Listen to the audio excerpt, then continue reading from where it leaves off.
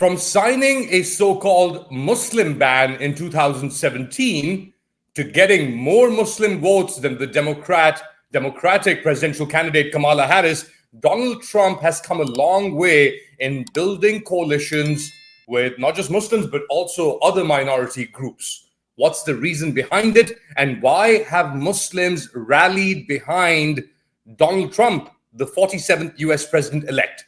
To get an idea of this and other issues, I'm joined by Rabiul Chowdhury. He's the co-founder of Muslims for Trump, and he's joining us from what was supposed to be a battleground state of Pennsylvania, which went towards Trump. So, Rabiul, why Muslims for Trump?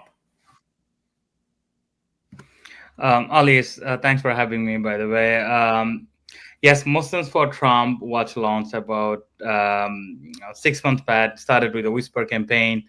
Upon our discussion and conversation with some of his top surrogate, like Richard Grenell, who's expected to be the Secretary of the State, not also just to elect Trump, but to punish Kamala Harris and Biden administration for their active involvement in this escalating war that we have seen in Middle East as well as in Ukraine.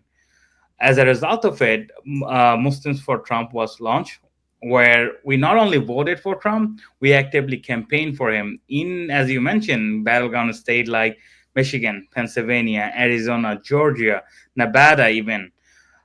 We are the key differentiator in this election.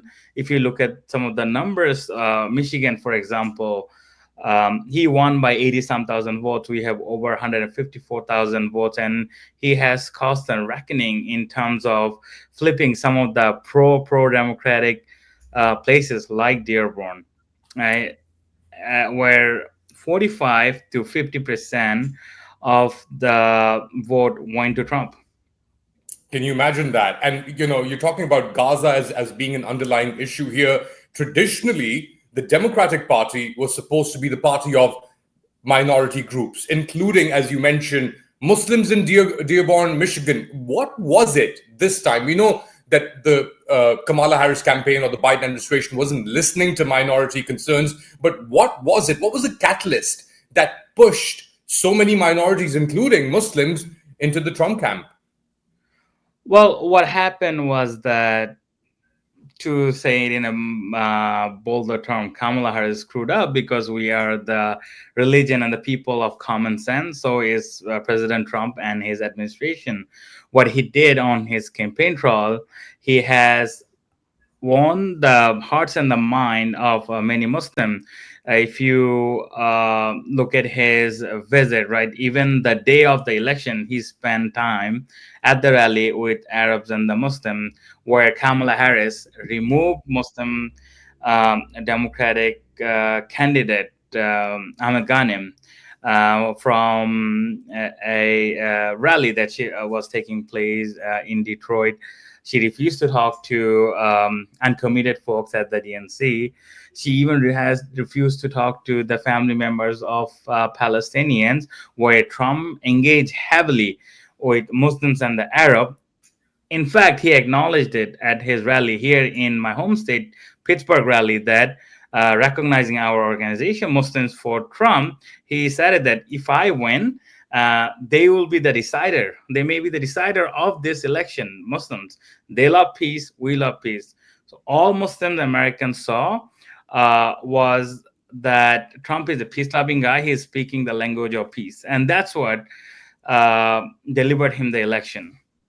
I think it's important to tell our viewers here that Muslims in America are around 7.5 million.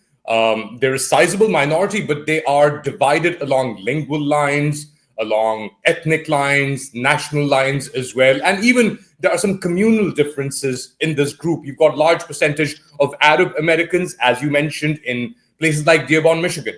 In other places, maybe in New York, you have a large Bengali or Bangladeshi Muslim community, which is very active. In Pennsylvania as well.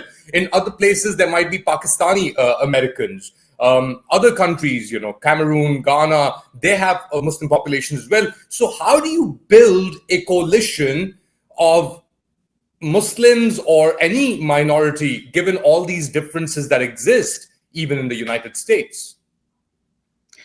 Well, we have kind of proven ourselves. If you talk about Muslims for Trump, we have Bangladeshi PAC behind it, Pakistani PAC is behind this. PAC had endorsed President Trump. They're also optimistic. Pakistani people are happy that Trump won because they're hopeful about the release of Imran Khan and democracy being restored in Pakistan. Right? Speak specifically on this, Rabiul. There has been a lot of enthusiasm in Pakistan among the Pakistani-American community after Trump's win, and they have a single point agenda to stop US meddling or intervention on the part of the so-called establishment and to release Imran Khan. Is this something which is even conceivable? Would Trump even care about something like this? Yeah, I don't see why not. He had said it multiple times. Imran Khan is a good friend of him, and he believes in America first. He wants to take care of problem here at home first, and not start a problem elsewhere in the world. Right? Many leaders, including Taliban, right, congratulated him. So. Yes, and going back to your earlier point about people coming together, I think we need to talk about a place called Hamtramck, where we have seen the Hamtramck mayor taking the leads on promoting Donald Trump on this campaign trail. Is he has that Hamtramck township is filled with Bangladeshi and Yemenis, right? Trump cost a reckoning there, right? Winning Dearborn and Hamtramck. So minority communities like Pakistani, like Bangladeshis, like Yemeni Americans, right? They all kind of came together to deliver this election to Trump at the same time, warning Democrats that, you know what, you can no longer take us for granted. And we are starting by punishing at the top of the ticket. Which is very interesting. You also spoke, well, in the past few days, we've seen Trump announcing his chief of staff, Susie Wills. There's also talk of filling positions in the Secretary of Defense, Secretary of State. Who do you think now emerges at the top? I think Secretary of the State is the most important role. If you know, we have two departments in the U.S., State Department and Pentagon. State Department is where you have the opportunity to negotiate and implement a diplomatic solution, where Pentagon does not negotiate when the file gets transferred to them. I think people like Richard Grenell, who worked diligently to deliver key swing states like Michigan, like Pennsylvania, to Donald Trump, who are formal diplomat, understand the relationship, understand the economic needs. When you talk about State Department, it's not just preventing war, but there are many other things. From my research and as an independent voter, I think Richard Grenell would be the best option as the Secretary of the State for people from both sides. You have to remember, before 2003, Muslim American not only supported Republican, they did active fundraising and stuff. Then we had that breakup. For many years, after 21 years, it is Richard Grenell who came to Muslims, Arab, Asian, talked to people like myself, Dr. Asad from PACs and others, brought the community together and bridged that gap that Republicans and the Muslim community went through for past several years. So it's a win-win situation on the both end. Final question. I've got a couple of questions. First question on Bangladesh. We saw in the past year, less than a year, the Bangladeshi government led by Sheikh Hasina fled after mass protests, student-led protests. There was a history of violence, of authoritarianism in that country.